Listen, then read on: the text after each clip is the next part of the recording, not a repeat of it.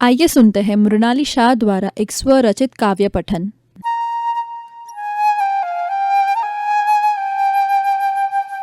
नमस्कार, मैं मृणाली शाह।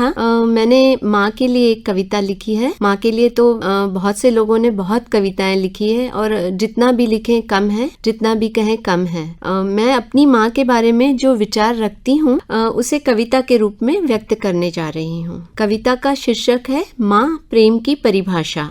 माँ तो है प्रेम की परिभाषा, वात्सल्य से परिपूर्ण भाषा। ईश्वर ने प्रेम से जिसे है तराशा। सुख हो या दुख सदैव आए याद, कड़ी धूप में भी हो जैसे घनी छाँव। माँ के आशीष से कभी डगमगाए न पाँव, कठिन पलों में भी जो दे प्यार की छाँव। माँ तो है प्रेम की परिभाषा, वात्सल्य से परिपूर्ण भाषा। ईश्वर ने प्रेम से जिसे है तराशा। व्यथित हो मन तो आए याद आपकी मुस्कान, दो बोल प्यार भरे और हर कठिनाई आसान। पल पल हर पल मन में हमारी चिंता, पर दिखाए ऐसे जैसे सब कुछ हो अच्छा। प्यार भरी मुस्कान के पीछे छुपा ले हर चिंता। माँ तो है प्रेम की परिभाषा, वात्सल्य से परिपूर्ण भाषा। ईश्वर ने प्रेम से जिसे है तराशा। हमारे सुख और आनंद में ही है उसकी खुशी, और गुस्सा भी जब करे तो खुद ही है रोती। हमेशा कुछ न कुछ सिखाना है चाहती, कोई भी बुरा भला न कह सके हमें ताकि। माँ तो है प्रेम की परिभाषा, वात्सल्य से परिपूर्ण भाषा। ईश्वर ने प्रेम से जिसे है तराशा। ससुराल में नया घर संसार है बसाती, माँ पिता का घर छोड़कर है आती। और जब बच्चों की दुनिया है बस जाती, तो पति के लिए भी माँ का ही रूप बन जाती। माँ तो है प्रेम की परिभाषा, वात्सल्य से परिपूर्ण भाषा। ईश्वर ने प्रेम से जिसे है तराशा। हमारे अच्छे कर्मों से गर्वित हो जाती, हमारी बहुत सी बुराइयां हमें गिनाती। कोई दूजा बुरा कहे तो सह नहीं पाती, कहे अनकहे हमारा मन पढ़ लेती। माँ तो है प्रेम की परिभाषा, वात्सल्य से परिपूर्ण भाषा। ईश्वर ने जिसे प्रेम से है तराशा।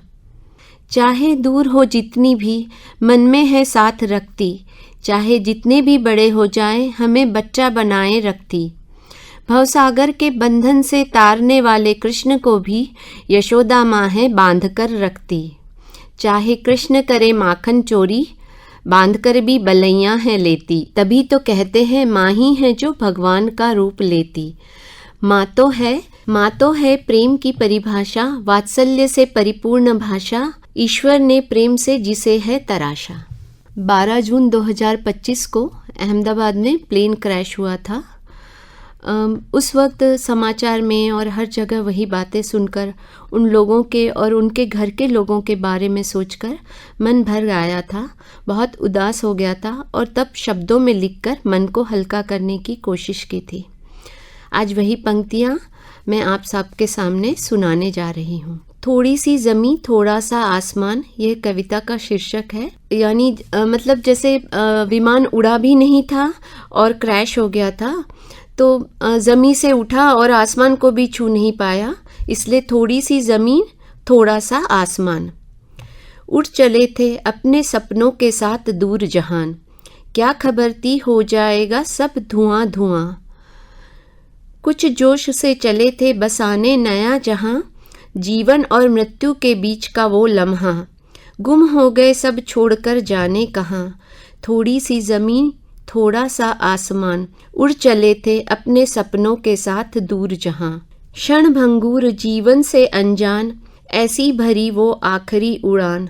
शांत हो गया ये सारा जहान, दुनिया से परे उड़ चले सपनों को संजोए। सोचा भी ना होगा कि फिर ना कभी उड़ पाए। थोड़ी सी ज़मीं थोड़ा सा आसमान, उड़ चले थे अपने सपनों के साथ दूर जहान। जिन अपनों को करने आए थे विदा, क्या खबर थी वो हो जाएंगे अलविदा। जिन पायलटों ने भरी हजारों उड़ान, यात्रियों को पहुंचाया सदूर जहान। जान न पाए ये है उनकी आखिरी उड़ान। थोड़ी सी ज़मीं थोड़ा सा आसमान, उड़ चले थे अपने सपनों के साथ दूर जहान। हवा में जो बातें थे करते, यात्रियों का ध्यान वो रखते, जी भर कर जी भी नहीं पाए और थम गई उनकी जिंदगी। थोड़ी सी ज़मीं थोड़ा सा आसमान, उड़ चले थे अपने सपनों के साथ दूर जहान। विश्वास से विश्वास ने लगाई छलांग, करीब से देखा जीवन मृत्यु का स्वांग। चमत्कार है जो बच गई थी एकमात्र जान। ज़मीं छूट गई पर आसमां को छू न पाए, विचार दिल में और आंसू आँख में ना समाए। थोड़ी सी ज़मीं थोड़ा सा आसमान, उड़ चले थे अपने सपनों के साथ दूर जहान। हे ईश्वर, हे प्रभु, हे परमात्मा, दिल से करते हैं हम सब ये प्रार्थना, प्रभु चरण में मिले उनको शरण, प्रियजनों को सांत्वना सांत्वना सांत्वना। थोड़ी सी ज़मीं थोड़ा सा आसमान, उड़ चले थे सपनों के साथ दूर जहान। जीवन में कभी दुख और कभी सुख ये सब चलते रहता है और इसी के साथ हमें जीना होता है। इसीलिए तो कहते हैं कि कभी खुशी और कभी गम। जीवन में ऐसे सुख और दुख के प्रसंग आते रहते हैं। ऐसा ही प्रसंग होता है एक शादी का। शादी के सालगिरह पे हमें लगता है कि हम कुछ तोहफा दें अपने साथी को। तो मैंने मेरी 25वीं सालगिरह पर एक कविता लिखी है जो मैं आज आप सबको सुनाना चाहती हूँ। शादी एक अटूट बंधन है जहाँ हम रिश्ते समझते हैं, जिम्मेदारियाँ उठाना सीखते हैं, पुराने रिश्तों के साथ नए रिश्तों के लिए जगह बनाते हैं और ऐसा करते करते जाने कब अपने आप को ही भूल जाते हैं। इसी कश्मकश से वह भी गुजरता है जिसे अपना बनाकर लाता है, अपने अपनों में उसकी जगह बनाने की कोशिश में रहता है।